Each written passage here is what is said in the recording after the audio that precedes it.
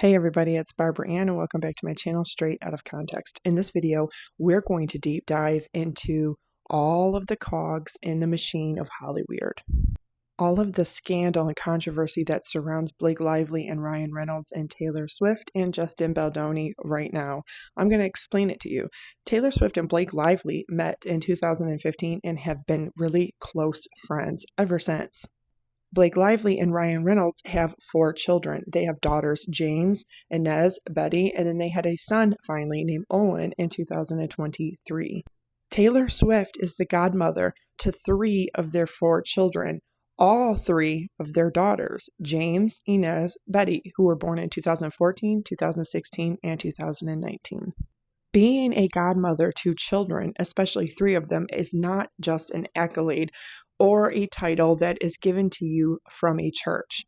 It is literally your promissory to those parents in the event that they both pass away or that something is to happen to them, that you will resume being parents to those children. It is also a lifelong role of being a role model and spiritually guiding those children into adulthood. It is not just an honor that's bestowed on you. It is a commitment, not just to your friendship or to the children, but to God. Taylor Swift and Blake Lively must be extremely close friends for them to want to give that honor to Taylor Swift and to trust her. This fact alone is testimony to the Taylor Swift and Blake Lively friendship. But what they've tried scrubbing from the internet is the fact that Taylor Swift has long been friends with Ronan Farrow.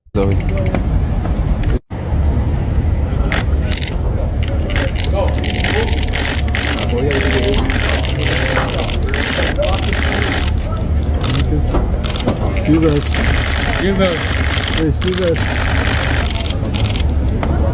Taylor, sleep tight. This is awesome. Love seeing you. Taylor Swift and Ronan Farrow have been close friends for years. They share very progressive leftist views and values. Both of them are social justice advocates and committed to the #MeToo movement, to which Ronan Farrow is dubbed the father of.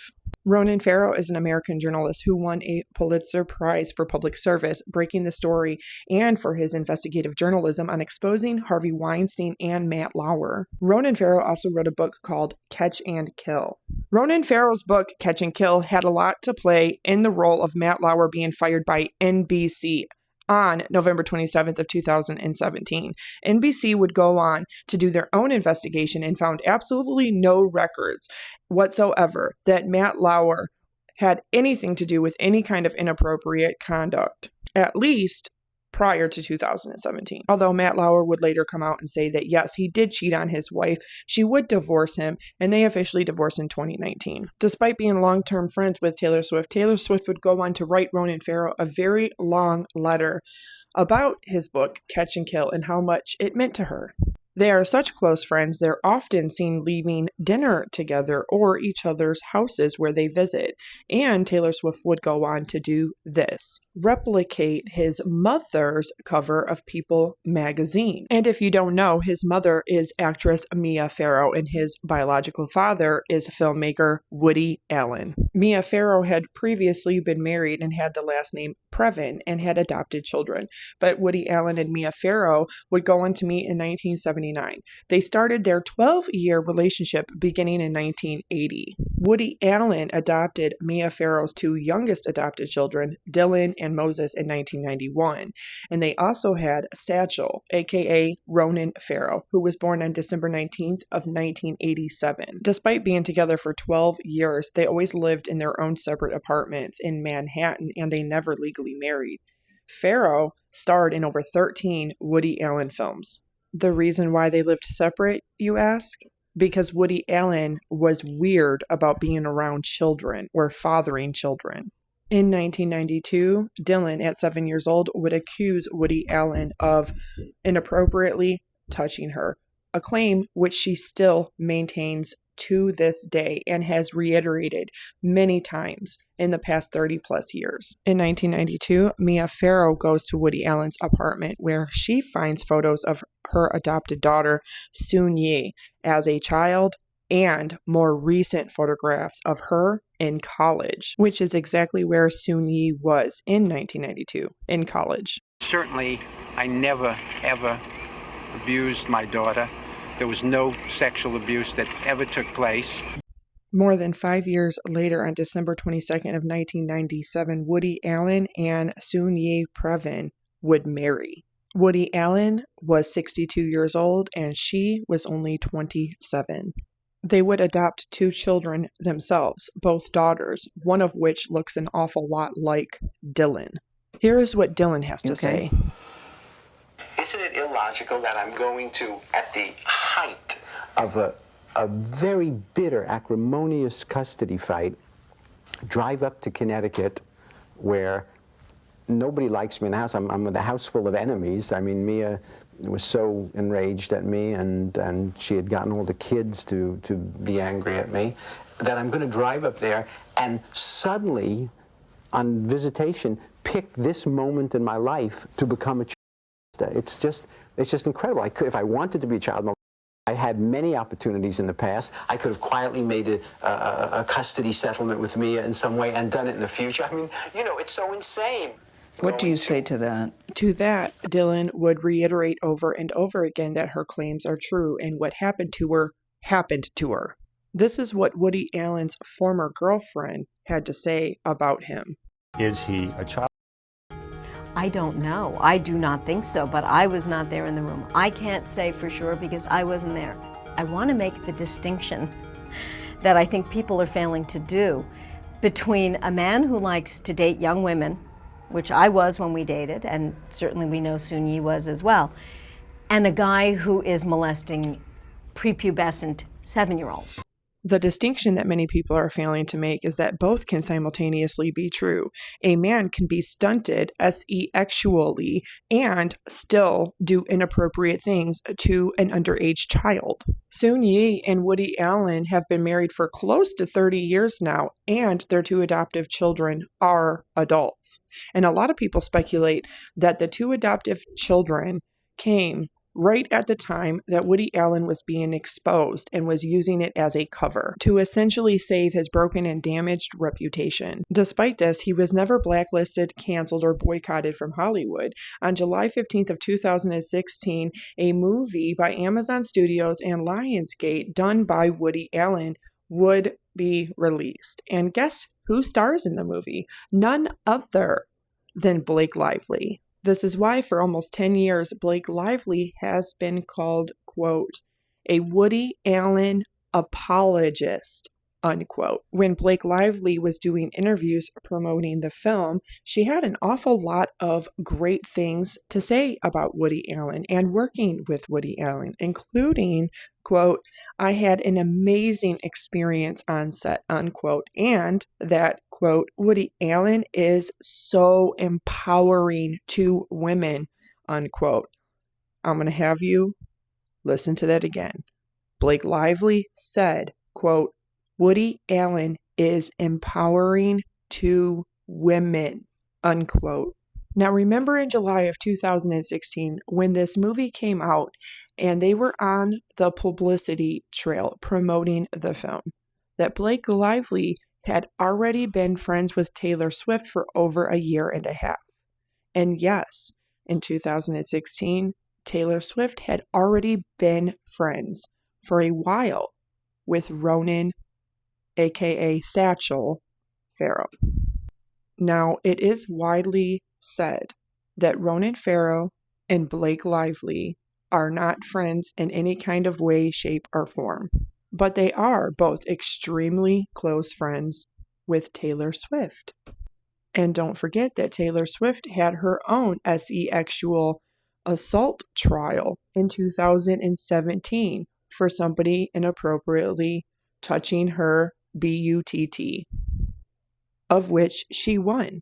She speaks about this heavily in her own documentary, Miss Americana, with Taylor Swift being a progressive leftist with her views and values and being a social justice advocate and a backer of the Me Too movement. It makes sense since she is such close friends with Ronan Farrow, the one who exposed Harvey Weinstein. and also why Taylor Swift was a fan of Farrow's book.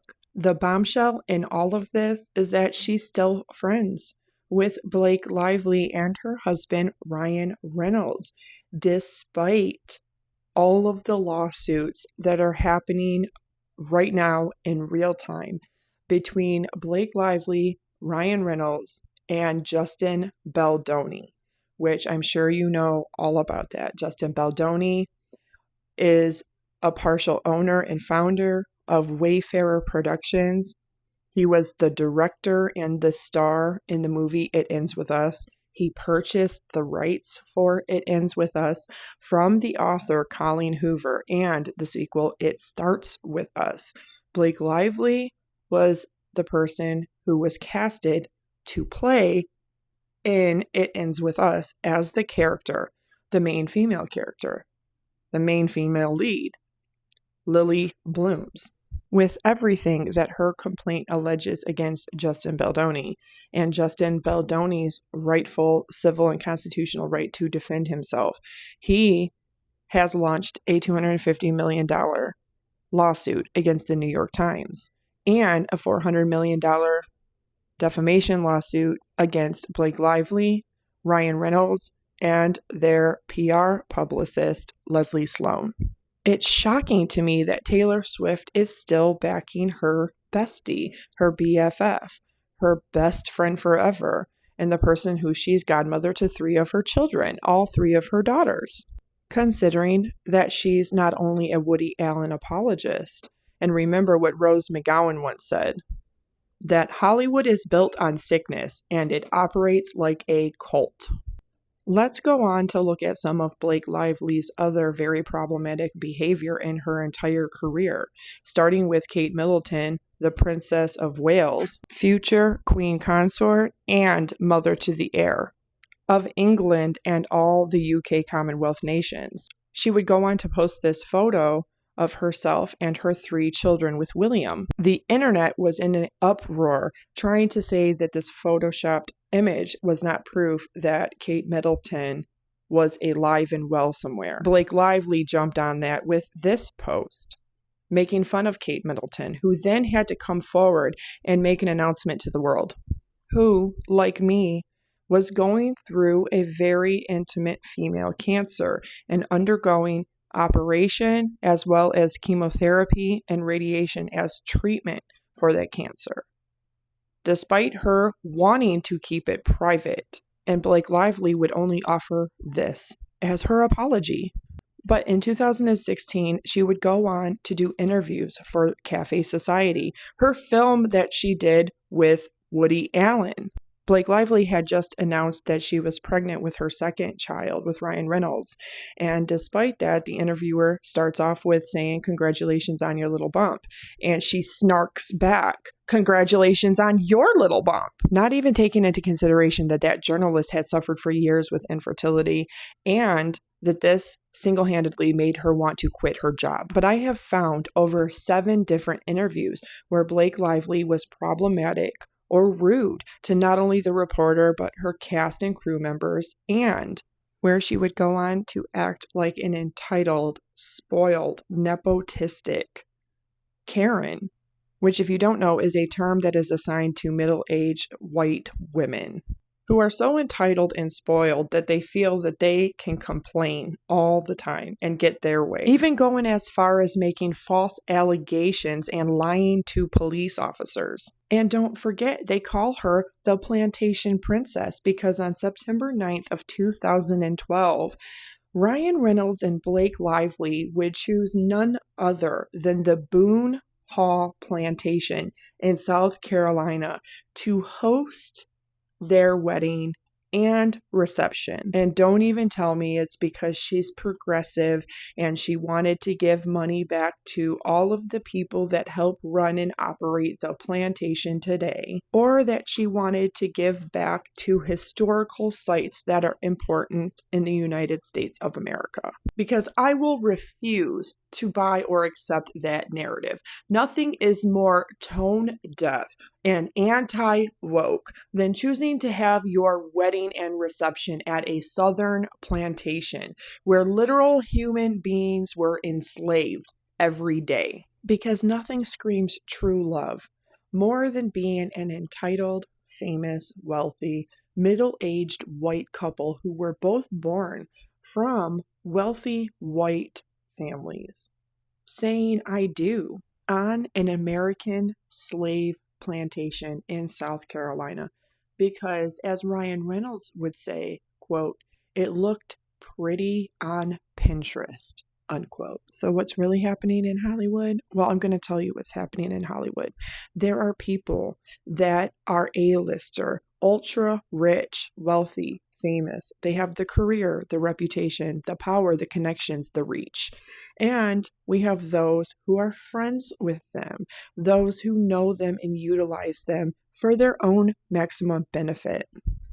This is not talent. This is not hard work. This is who you know and what you can do with it.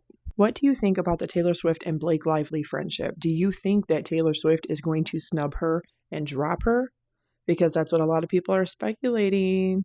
But if Blake Lively is telling the truth, why wouldn't Taylor Swift publicly back her best friend after she went through a very similar trial? And better yet, why would she be friends with Blake Lively, still being a Woody Allen apologist, when she's very good friends with Ronan Farrow, his child, and brother to the child that Woody Allen harmed so horribly at only 7 years old? So we know it's not hard work and we know it's not talent, but Blake Lively is looking an awful lot less like the wife of Ryan Reynolds and more like the birdwatcher false accuser in Central Park. And if Blake Lively is not telling the truth, I really feel that this is going to be the end of us in regards to her and Ryan Reynolds being married. Blake Lively will be canceled and this will be the end of her career, because it is certainly already the end of her reputation. Blake Lively, your bullying, mean girl behavior is done. Thank you for watching and thank you for joining me today. I am so glad that you're here with me. I am deeply, deeply humbled and appreciate all your love and support. And don't forget to subscribe, like, turn on notifications, and share.